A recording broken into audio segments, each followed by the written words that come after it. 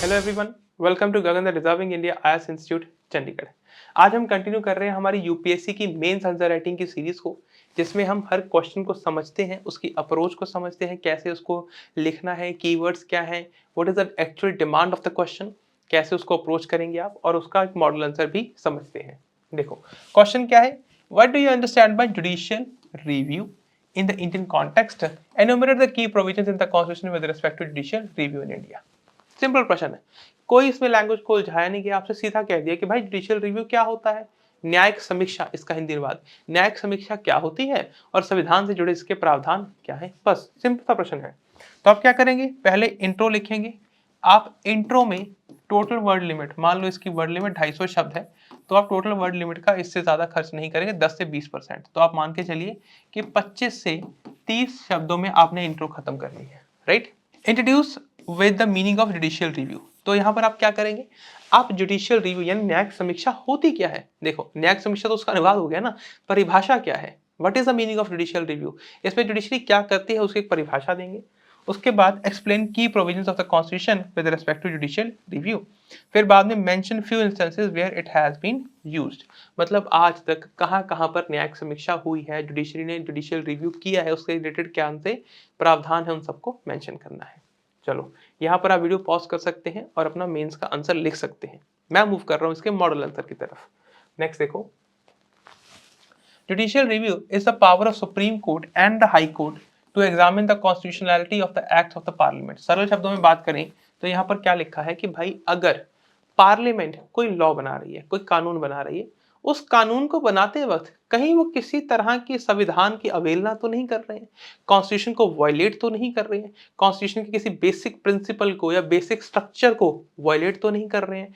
जैसे basic structure क्या है, violation of fundamental rights, fundamental rights की वायलेशन नहीं करी जा सकती। तो अगर कल को कोई ऐसा लॉ लाया जाता है पार्लियामेंट के द्वारा या किसी विधानसभा द्वारा जो फंडामेंटल राइट्स की वायलेशन करता हो, राइट टू इक्वालिटी को वायलेट करता हो, फ्रीडम ऑफ रिलीजन को वायलेट करता हो, आर्टिकल 19 क्लॉज 1 सब क्लॉज से freedom of expression and speech को वायलेट करता हो, तो उसको हम असंवैधानिक मानेंगे, गैर संवैधानिक मानेंगे और उसे अनकॉन्स्टिट्यूशनल डिक्लेयर करके हम नल एंड वॉइड डिक्लेयर कर देंगे। मतलब हम नहीं करेंगे, obviously honourable supreme court of India करेगी। ठीक है, the constitutional validity of a legislative enactment और an executive order may be challenged on the following grounds, चाहे वो outside the competence of authority हो या repugnant of the constitutional provisions हो, कुछ भी हो सकता है।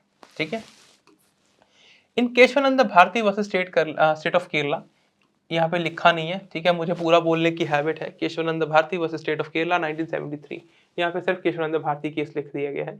It was held that judicial review is a basic feature of the constitution. अब ध्यान देना है, यहाँ पर पूरे संविधान में कहीं भी ये लिखा है कि भाई आर्टिकल फला और ये जुडिशियल रिव्यू का आर्टिकल नहीं। डायरेक्टली एक्सप्लिसिटली कोई आर्टिकल नहीं है, इम्प्लिसिटली है।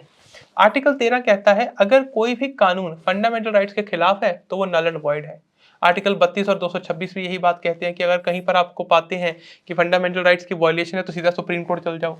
Article 131, 143, 245, 246, 251 provides that in case of conflict between the central law and the state law, the central law prevails over the state law। पर ये कौन डिसाइड करेगा, ऑनरेबल सुप्रीम कोर्ट।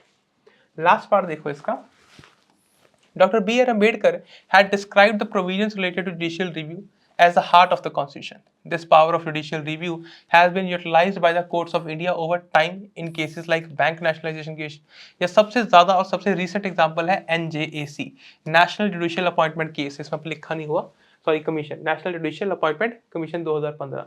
तो ये 99th कॉन्स्टिट्यूशनल अमेंडमेंट एक्ट था जिसे सरकार लेके आई थी, पर जो ऑनरेबल सुप्रीम कोर्ट है उन्होंने पाया कि ये संविधान की बेसिक स्ट्रक्चर के अगेंस्ट है। ठीक है, जिसमें एक पार्ट होता है इंडिपेंडेंस ऑफ जुडिशरी, तो उन्हें लगा कि ये जुडिशरी के इंडिपेंडेंस को कर्टेल करता है, तो उन्होंने इसे असंवैधानिक घोषित कर दिया, नल एंड वॉइड घोषित कर दिया। तो hence however, the Supreme Court of India has cautioned the judges to respect and not to encroach upon the domain of other organs of the government by exercising restraint in using these powers. Supreme Court should best subserve the strengthen the institution of India's liberal democracy, most important, and sustain over time the otherwise wide ambit of judicial review, so that the judicial remain a light onto the nation without being a sheriff onto the nation। ठीक है, I hope ये topic आपको यहाँ तक समझ आ गया होगा। इस पूरी सीरीज का पर्पस यही है कि आपको बस ये अंडरस्टैंडिंग हो सके कि क्वेश्चन को अप्रोच कैसे करना है। मॉडल आंसर आपके आइडिया देने के लिए है, ये परफेक्ट आंसर नहीं है। कोई भी मॉडल आंसर परफेक्ट आंसर नहीं होता है। हमें बस ये समझना है कि क्वेश्चन की डिमांड क्या है, उसकी हैबिट डेवलप करनी है, राइट? चलो, आई होप ये टॉपिक क्लियर हो गया होगा। हम मिलेंगे नेक्स्ट वीडियो में।